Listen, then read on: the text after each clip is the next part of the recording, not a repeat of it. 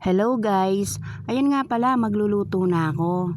Yung tilapia, ginawa kong tagdadalawa kasi malaki siya. Kaya ayan, kahit na nagwawas ako, sinabayan ko ng pagluluto. Hiniwa-hiwa ko na nga pala yung mga bayabas. At ayan po, may talbos ng kamote, nagpakuha na rin ako, at saka yung saging. Ayan po. Ilalagay ko na nga pala sa kasirola. Pinakuluan ko muna yung tubig at nagsalang na rin ako ng kanin.